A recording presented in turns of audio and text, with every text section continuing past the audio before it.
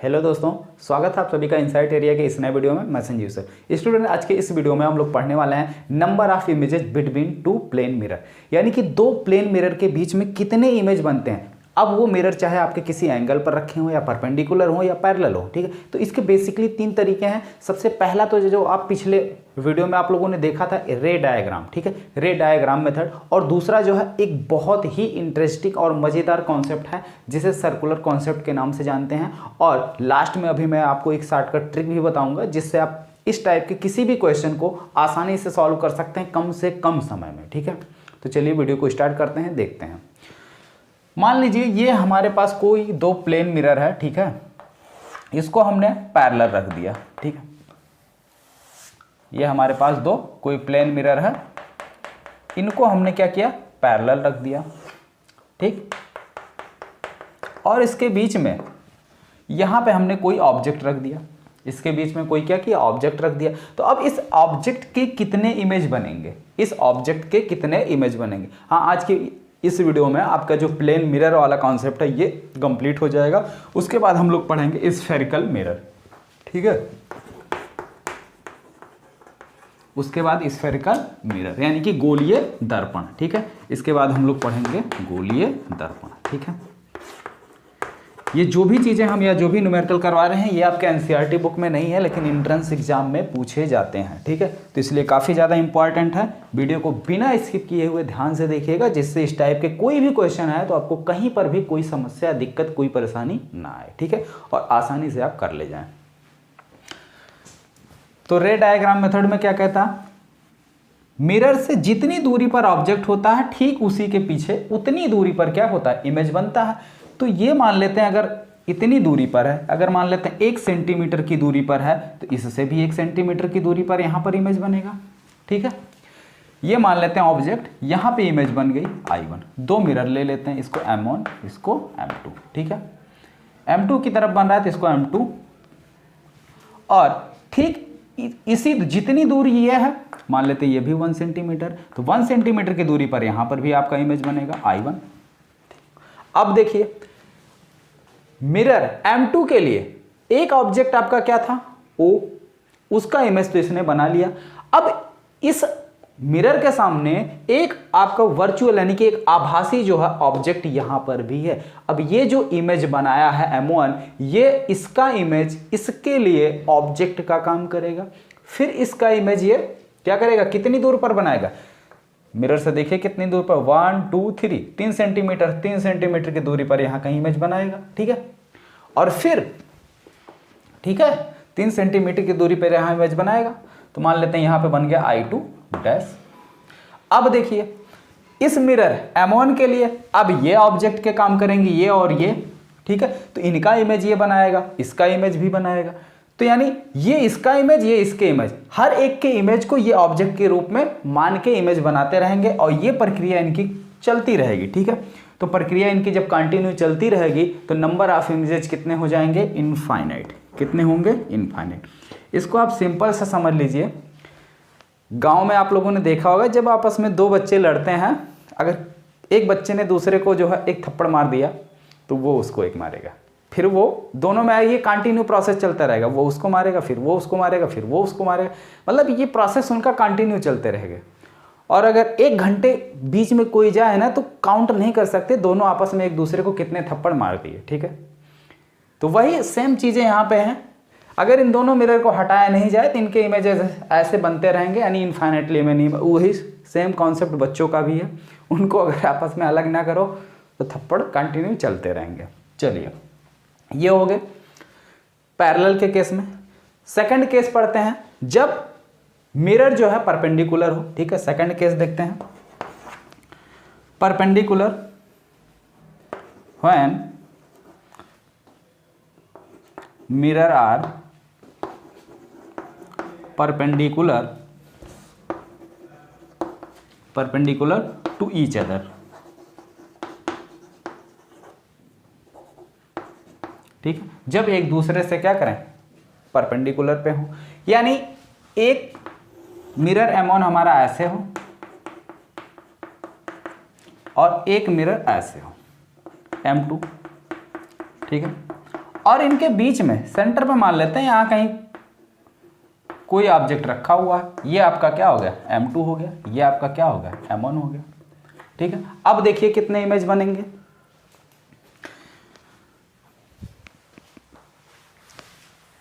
थोड़ा ध्यान से देखिएगा, ये थोड़ा सा समझने वाली चीज़ है। ठीक है, अगर आप समझ गए तो कभी भी आपको कोई समस्या नहीं होगी। ठीक है, तो इसीलिए मैं कई तरीके से बता दे रहा हूँ, डायरेक्ट आपको जो है शॉर्टकट तरीका नहीं बता रहा हूँ। अभी शॉर्टकट ट्रिक भी बताएंगे या फार्मूला जिसे आप कह लीजिएगा, ठीक, उसको भी बताएंगे। अब देखिए, अगर M1 के रिस्पेक्ट में देखें तो इस ऑब्जेक्ट की डिस्टेंस कितनी है, जितनी भी डिस्टेंस हो, मान लो अगर 1 सेंटीमीटर है या 2 से 10 है, कुछ भी हो, तो उतने ही दूरी पर यहाँ पर भी इसका इमेज बनेगा। यहाँ पर इमेज बना I1। ठीक है, अब यही ऑब्जेक्ट इसके लिए भी, इस मिरर यानी M2 के लिए भी ऑब्जेक्ट का काम करेगा। जितनी दूरी पर है उतनी दूरी पर इसका इमेज बनेगा, यहाँ कहीं इमेज बनेगा I2। ठीक है, यहां तक बात क्लियर हो गई ये। ठीक, अब देखिए,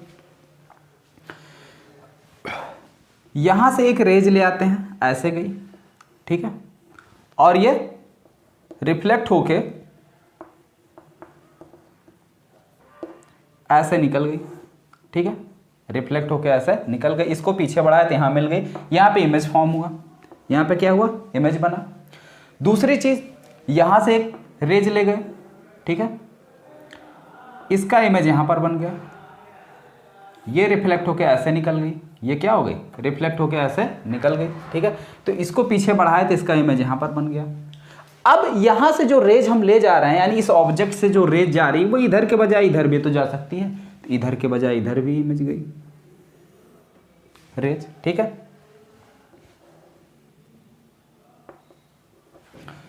ठीक, तो ये यहां से ऐसे गई, रिफ्लेक्ट हुई और ऐसे निकल गई। ठीक, ये रेज ऐसे आई, इधर गई और ऐसे रिफ्लेक्ट हुई, ऐसे निकल गई, इसको पीछे बढ़ाया तो यहां पे मिल गई। ठीक, ठीक इसी तरीके से यहां से भी एक आप ले आइए, इसी में जो है इसको अलग कर दे रहे हैं। ठीक, ये इधर गई और फिर ये ऐसे निकल गई। ठीक है, इसको पीछे बढ़ाया तो यहां पे आपकी इमेज बन गई I3। इमेज आपकी क्या बन गई, I3। तो कुल नंबर ऑफ इमेजेस कितने हो गए, 1 2 3, कितने हो गए, 3। तो यानी जब मिरर आपके क्या हो, परपेंडिकुलर केस में, यानी थीटा इक्वल टू कितना हो, 90 डिग्री हो, और ऑब्जेक्ट जो है इनके ठीक बीचों बीच रखा हुआ होता है, तो यहां पे क्या होते हैं, कितने इमेज बनते हैं, 3 बनते हैं। हालांकि देखिए, ये इमेज यहां पे इसका भी प्री इमेज है, इसका भी प्री इमेज है। ठीक है, यानी इसका भी इमेज यहां पे कोइंसाइड हो रहा और इसका भी इमेज यहां पे कोइंसाइड हो रहा। कैसे कोइंसाइड हो रहा, जरा इसको भी देखिए। इस दर्पण को क्या करो, मिरर को थोड़ा सा एक्सटेंड कर लो या बढ़ा लो, मान लो ऐसे है, थोड़ा सा एक्सटेंड कर लिया हमने। ठीक है, अब थोड़ा सा जब एक्सटेंड कर लिए तो ये जो इसका इमेज बना हुआ, जो M1 के द्वारा इमेज बना हुआ, ये इमेज इसके लिए ऑब्जेक्ट का काम करेगा, करेगा ना करेगा। तो इसके लिए जब ऑब्जेक्ट का काम करेगा तो इसकी इमेज कहां बनाएगा, ये जितनी दूरी यहां है उतनी ही दूरी पर यहां क्या करेगा, इमेज बना देगा। यहां पे देखो इमेज बनाया कि नहीं बनाया। ठीक है, यहां पर इमेज बना दिया। ठीक, अब इसको थोड़ा सा एक्सटेंड कर लो। इसको जब एक्सटेंड कर लोगे तो ये इमेज जो M2 के द्वारा बना हुआ है, ये M1 के लिए ऑब्जेक्ट का काम करेगा। तो इसका इमेज यहां इतनी दूरी पर ये बना देगा, जितनी दूरी पे है उतनी दूरी पर इमेज बना दिया। ठीक है, अब जरा यहां पे ध्यान से देखो, ये हमारा क्या है, मिरर का सेंटर पॉइंट है। इसको हम I1 I2 को मिला लेते हैं।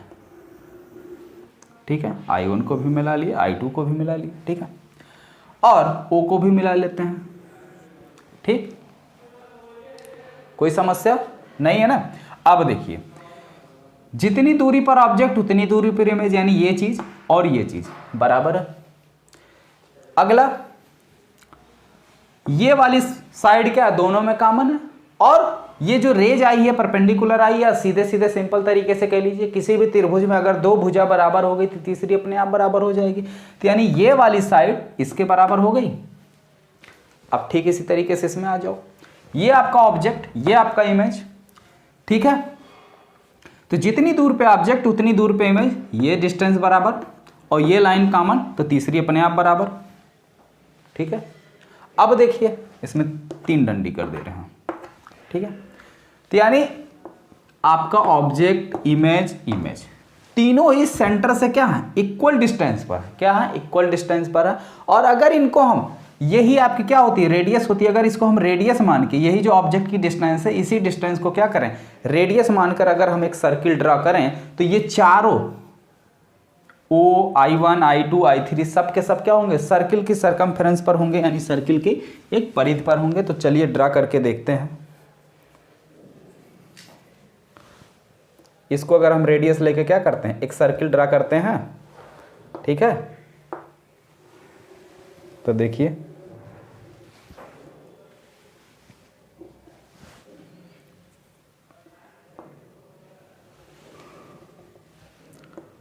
थोड़ा सा टेढ़ा हो गया, ठीक है। तो इस तरीके से देखिए सारे के सारे वर्टेक्स जो आपके कहाँ आ रहे हैं, इस सर्किल पर आ रहे हैं ना। तो यहीं से निकल के आपका आता है सर्कुलर कॉन्सेप्ट। अब ध्यान से देखिएगा सर्कुलर कॉन्सेप्ट को।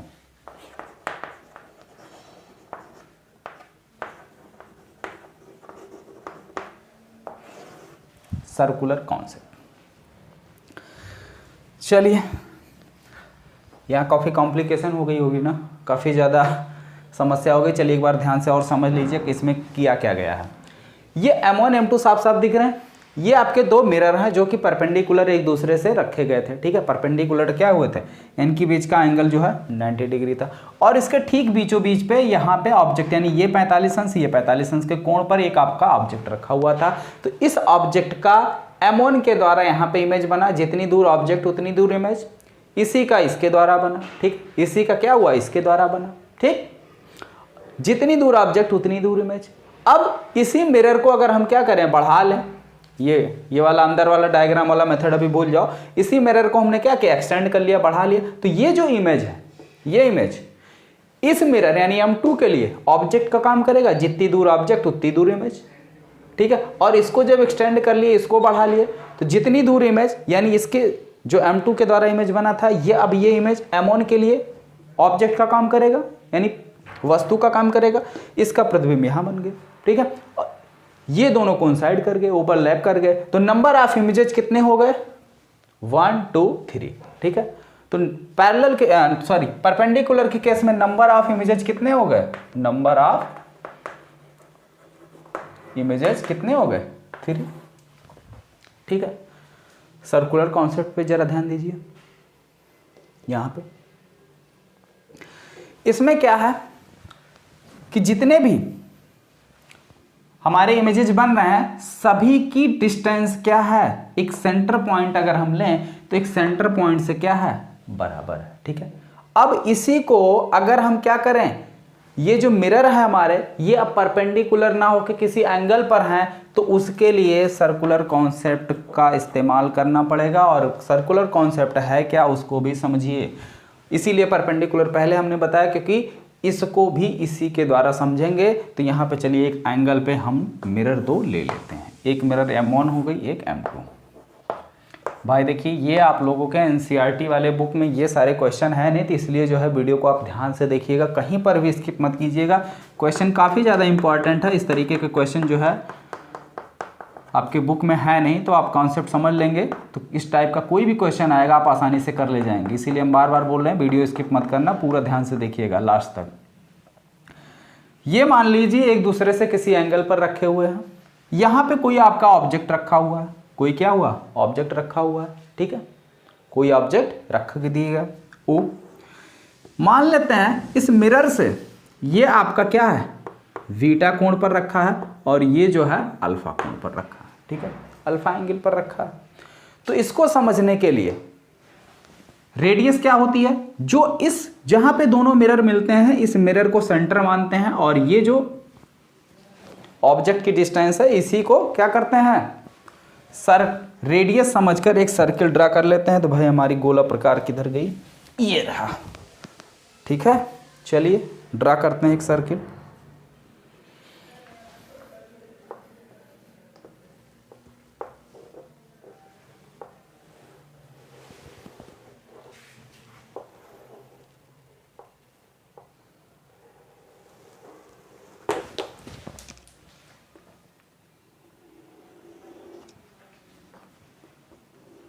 चलिए हो गया, ठीक,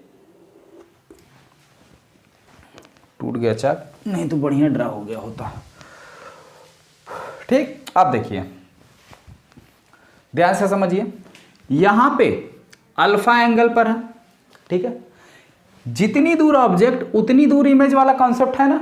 या देखिए जिस एंगल पर ये आपका 45 था तो ये भी आपका 45 था, ठीक है। और एक चीज और समझिए, अभी एंगल वाला भूल जाइए, इसको अभी थोड़ा सा बाद में समझ लेंगे। मान लीजिए अभी ये इसी पे रखे गए 90 डिग्री पे, ठीक है, और दोनों के बीच का कोण जो अल्फा बीटा हमने लिखा है, ये भी 45, ये भी 45, तो पहली जो इमेज बन रही है वो कितने पर, 45 डिग्री पर, ठीक है। यहां पे इसकी जो इमेज बन रही है ये भी 45 डिग्री पर, ठीक है। अगली जो इमेज बन रही है, अगर इसका, ठीक है, इसका इमेज कहां बन रहा है, यही ना बन रहा भाई। इसके लिए ये देखिए, यही आपका मिरर है M1, ठीक है, इसके लिए ये यहां पे काम कर रहा है। जस्ट 1 मिनट, कोई आया है, ठीक, क्लियर। अब देखिए इसका I2 इसके लिए ऑब्जेक्ट का काम कर रहा, कितने एंगल पर है, 45 45 45, 135। तो ये देखिए इसका इमेज यहां पर बन रहा है, ये कितने डिग्री पर, 45 45 45, यानी कि 135, ठीक है, 135। तो जितने डिग्री पर क्या होता है आपका ऑब्जेक्ट होता है, उतनी डिग्री पर इमेज बनता। अब इसमें आ जाइए, अब इसमें समझने में आसानी होगी। अल्फा एंगल पर आपका ऑब्जेक्ट है तो M2 से, तो M2 की वजह से जो इमेज बनेगा वो आपका क्या हो जाएगा, अल्फा डिग्री पर बनेगा। यहां पे पहली इमेज आपकी बन गई I1, ठीक है। इधर भी आपका एंगल कितना होगा, अल्फा। आगे आ जाइए, M1 के लिए बीटा डिग्री पर है, तो इसके लिए भी आपकी इमेज कहां बनेगी, यहां पर बनेगी I2, कितने एंगल पर, बीटा, ठीक। अब ये इमेज इस M2 के लिए क्या करेगा, ऑब्जेक्ट का काम करेगा। अब टोटल एंगल कितना हो गया, अल्फा प्लस बीटा, यानी alpha plus 2 beta, alpha plus 2 beta, ये इतना एंगल। तो इतने एंगल पर यहां पे कहीं पे इमेज बनेगा अल्फा प्लस 2 बीटा, ठीक है, अल्फा प्लस 2 बीटा। तो अब यहां से लेके थोड़ा और इधर बनेगा, ठीक है, अल्फा प्लस 2 बीटा, यहां पे आपकी इमेज बनेगी I3। एंगल कितना होगा, यहां से अल्फा प्लस 2 बीटा, ठीक है। अब देखिए ये इमेज I1 इसके लिए ऑब्जेक्ट का काम करेगा, कितना एंगल है इस मिरर से, M1 से, बीटा प्लस अल्फा, यानी कि 2 अल्फा प्लस बीटा, तो यहां पे बीटा है 2 अल्फा और नीचे यहां कहीं आ जाएंगे, ठीक है। तो ये पूरा एंगल कितना हो जाएगा, 2 alpha plus beta, 2 alpha plus beta. इसी तरीके से अब यहां पे आपका बना I4, ठीक है। अब ये एक सिचुएशन ऐसी है, अब ये इमेज ऐसे ऐसे बनता जाएगा, लेकिन कब तक इमेज बनेगा, कब तक इमेज बनेगा, ठीक है। सवाल मन में आ रहा हो कि इमेज कब तक बनेगा। इमेज तब तक बनेगा जब तक किसी एक मिरर का इमेज जो है मिरर के बिल्कुल 180 डिग्री या 180 से पार नहीं हो जाता, ठीक है। अगर इसका इमेज मान लो यहां कहीं आके बन जाता है यहां पे, तो अब इस मिरर के लिए ये ऑब्जेक्ट का काम नहीं कर पाएगा, क्योंकि इस मिरर के पीछे हो गया, ठीक है। इस मिरर के क्या हो गया, ये पीछे हो गया, और इसका इमेज मान लो यहां कहीं आके बन जाता है, तो अब इस मिरर के लिए ये ऑब्जेक्ट का काम नहीं कर पाएगा, क्योंकि रेस तो भाई इधर तो आप इधर से कोई रेस तो पास नहीं करेगी, रेस तो हमेशा ऊपर से ही पास करेगी कि नहीं करेगी, यही ना करेगी। तो ये आप केस लिख लीजिए, इमेज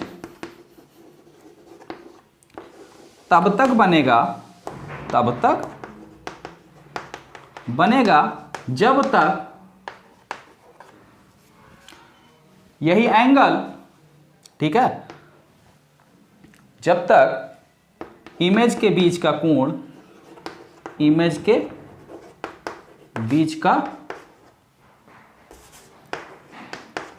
कोण 180, ठीक है, से बड़ा या 180 के बराबर नहीं हो जाता, ठीक है। यानी 2 अल्फा प्लस बीटा की वैल्यू जैसे ही 180 से बड़ा या 180 के बराबर होगा, तुरंत इमेज बनना बंद हो जाएगा, तुरंत इमेज बनना क्या होगा, बंद हो जाएगा, ठीक है। चलिए समझ गए। तो नंबर ऑफ इमेजेस कैसे काउंट होगा?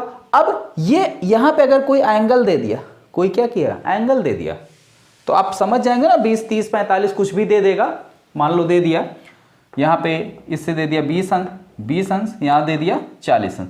अब अल्फा बीटा की वैल्यू रखिए। देखिए जब I1, I2, I3 ऐसे आप काउंट करते जाइएगे, जहाँ जैसे ही वैल्यू 180 से बड़ी हुई तुरंत इमेज बनना बंद हो गई। ठीक है, आगे देखिए फार्मूला, यानी जो शॉर्टकट ट्रिक है इसको सॉल्व करने की।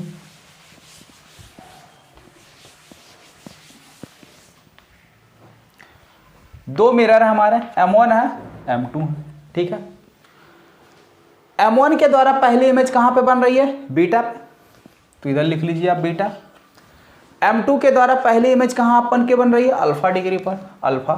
ठीक है, या आप इसको ऐसे भी समझ लीजिए कि M2 मिरर से ऑब्जेक्ट कितने कोण पर है? अल्फा कोण पर है। M1 से कितने कोण पर है? बीटा कोण पर। वो हमने लिख लिया। दोनों को क्रॉस मेथड। ठीक है, ये एंगल कितना हो गया? अल्फा प्लस बीटा, दोनों जुड़ गए। ठीक है, अब आ रहे हैं इसके सामने M2 के वजह से यहां पे आपकी इमेज बनी, तो इसमें सीधे सीधे अल्फा जोड़ दीजिए, तो ये हो गया 2 अल्फा प्लस बीटा। इसके सामने आ जाइए, तो इसमें सीधे सीधे बीटा वाला है, तो बीटा जोड़ दीजिए, alpha plus 2 beta, alpha plus 2 beta. ठीक है, अब फिर इसका क्रॉस करिए, इनके बीच का एंगल कितना हो गया? अल्फा प्लस बीटा, बीच का एंगल हमेशा वही रहेगा। इसके सामने आ रहे हो तो ये वाला चीज जोड़ दो, इसके सामने आ रहे हो तो ये चीज जोड़ दो। ठीक है, तो जोड़ दो, कितना हो जाएगा भाई? 2 alpha plus 3 beta, 2 alpha plus 3 beta. ठीक है, यहां पे 3 alpha plus 2 beta, 3 alpha plus 2 beta. यहां तक समझ में आया? फिर क्रॉस करो, फिर ऐसे ये प्रोसेस आगे बढ़ता जाएगा और इमेज आपके बनते जा रहे हैं। इमेज I1, ठीक है, इमेज I2, नहीं ये पहला image I1, I2, I3, I4, I5, I6। ठीक है, तो जितने भी इमेज बनते जा रहे हैं, जैसे ही इन दोनों में से किसी का भी एंगल, चाहे ये, ठीक है, जहां भी एंगल आपका 180 या 180 से ज्यादा हुआ, तुरंत इमेज बनना बंद। ठीक है, और काउंट कर लीजिए कितनी इमेज है। ये तो हो गई बात अल्फा बीटा की। चलो कोई एंगल लेके देखते हैं। ठीक है, कोई एंगल लेके देखते हैं, तभी चीजें क्लियर होंगी। ऐसे तो जो है आप कहोगे कि सर इसको कितना हम ऐसे एक्सटेंड करते जाएं, कितना करते जाएं, कुछ कोई पता नहीं है। ठीक है, चलिए मान लेते हैं alpha equal to 20, beta equal to 30। चलिए ठीक है, अल्फा बीटा 20, 30 मान लिया गया। अब इसे में वैल्यू रख लो। ये कितना हो गया इसके बीच का एंगल? 50। यहाँ कितना हो जाएगा आपका? 2 अल्फा 20 दूना 40 प्लस बीटा 40 30 70। यहाँ पे 2 बीटा 30 दूना 60 60 20 80। इनके बीच का कोण 50। ठीक, यहाँ पे आ जाओ 80। ये क्या है? 2 अल्फा यानी तो 20 दूना 40 और 30 तिहाई 90। 40 90 कितना हो गया? 40 90 130। ठीक है, 130। आगे आ जाओ इस पे 3 अल्फा 3 दूनी 6 यानी कि 60, 20 तिहाई 60 और 30 दूनी 60, तो 60 60 कितना हो गया? 120। अगला एंगल, अगला क्या हो जाएगा भाई? Angle alpha plus beta. ठीक है, तो यही चीज जोड़ लो, अल्फा प्लस बीटा इसमें जोड़ोगे तो ये हो जाएगा। नीचे नहीं दिख रहा ना, देखो इसमें जोड़ोगे तो कितना हो जाएगा? अल्फा अल्फा 4 अल्फा, ठीक है, और बीटा प्लस 3 बीटा। ये इस साइड हो गए M1 की साइड। M2 की साइड कितना आ जाएगा? ये चीज जोड़ दो। 2 अल्फा है तो 2 अल्फा में अल्फा जोड़ोगे कितना हो जाएगा? 3 अल्फा प्लस 3 बीटा है, बीटा जोड़ोगे 4 बीटा। ठीक है, इतनी बात समझ में आई? वैल्यू रख लो, कितना आ गया? 40 दूना 80 80। एक सेकंड यहाँ पे कुछ और, बीटा की वैल्यू कुछ और होगी ना, M1 है ना, M1 3 बीटा ठीक, 3 बीटा। तो ये हो गया आपका 80 और ये हो गया 3 त्रिका 9, 90, 9 8 17, 170। ठीक है, इसके बाद वाला एंगल नहीं बनेगा 170, आगे जोड़ोगे जैसे ही कोई भी एंगल जोड़ोगे तुरंत 180 से ज्यादा हो जाएगा। ठीक है, तो यहीं तक एंगल बनेगा। आगे देखिए इसमें कितना हो गया, 3 अल्फा 60 प्लस 4 तिहाई 12, 120, ये 180 हो गया। तो ये एंगल नहीं बनेगा, ये एंगल नहीं बनेगा। ठीक है, कितने इमेज हुए, 1 2 3 4 5 6, ये 7। ठीक है, 8वां नहीं बनेगा। ठीक है, 7 इमेज। कितने इमेज हुए, 7 इमेज। 8वां नहीं बनेगा। 8वां क्यों नहीं बनेगा, क्योंकि ये 180 हो गया। और एक चीज, कोई भी 2 इमेज कोइंसाइड कब करेंगे, ये केस ये भी जान लीजिए। ठीक है, कोई भी 2 इमेज कब कोइंसाइड करेंगे ये भी जान लीजिए। अगर इन तीनों का सम, ये वाले, अगर इन तीनों का सम 180 अंश हो गया तो ये दोनों इमेजेस एक ही इमेज काउंट किए जाएंगे, यानी ये दोनों एक दूसरे से कोइंसाइड कर जाएंगे। ठीक है, तो यानी इन दोनों की जगह एक इमेज एक काउंट होगा। ठीक है, अगर इन दोनों को हम जोड़ लें, कितना है, ये 50 है, तो जोड़िए, इसकी वैल्यू देखिए अल्फा प्लस बीटा की 50 है, ये 80 है और ये 70। 7 5 12 120, 80 कितना हो गया, 120 और 80 200, यानी 180 से ज़्यादा हो गया, तो ये अलग अलग काउंट किए जाएंगे। ठीक है, लेकिन अगर 180 हो जाता तो ये दोनों एक ही काउंट किए जाते। क्या किए जाते, एक काउंट किए जाते। ठीक है, समझ में आ गया अच्छे से। तो यही तरीका था, यही आपका शॉर्टकट तरीका है, यही आपका फार्मूला है। ठीक है, ये क्रॉस मेथड। ठीक है, तो जैसे भी किसी भी एंगल पर दिया जाए तो इसको जो है M1 M2 दोनों मिरर ले लीजिए और उसके बीच में अपना एंगल रख लीजिए। ठीक है, यहाँ से देखिए M2 मिरर से अल्फा एंगल पे था तो हमने अल्फा लिख लिया, M1 से बीटा पे था तो बीटा लिख लिया, और क्रॉस अल्फा प्लस बीटा हो गया इसके बीच में। यहाँ पे आ रहे हो तो इसमें ये चीज़, यही वैल्यू जोड़ दोगे, इसके सीध में आओगे, अल्फा वाली लाइन के सीध में आओगे तो इसमें अल्फा जोड़ दोगे, फिर इसके सीध में आओगे तो इसमें जो है फिर आपका ये बीच वाला एंगल जुड़ जाएगा। ठीक है, हमेशा बीच वाला एंगल इसी में जुड़ता जाएगा। ठीक, चीज़ें समझ में आ गई अच्छे से। 2-4 क्वेश्चन जो है आप लोग इस पर खुद लेके प्रैक्टिस कीजिए, क्वेश्चन हम आपको दे रहे हैं होमवर्क में। ठीक है, चलिए 3-4 क्वेश्चन ले लीजिए। पहला क्वेश्चन है, अल्फा बराबर 30, बीटा बराबर जो है, हाँ इसमें 2 केस और सिमेट्रिक और अनसिमेट्रिक का है, वो हम कल डिस्कस कर देंगे। ठीक है, तब तक आप लोग इसको प्रैक्टिस कर लेंगे तो बेटर रहेगा।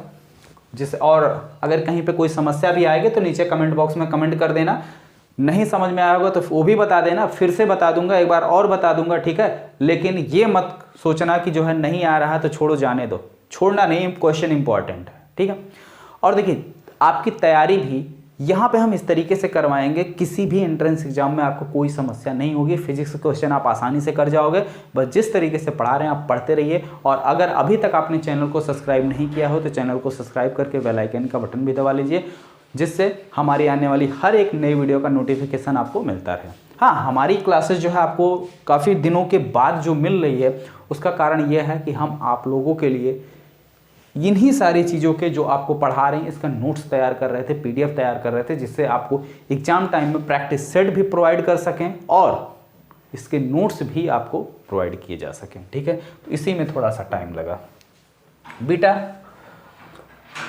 बीटा मान लो 40 डिग्री। दूसरा क्वेश्चन ले लो, अल्फा बराबर 40, बीटा बराबर 25।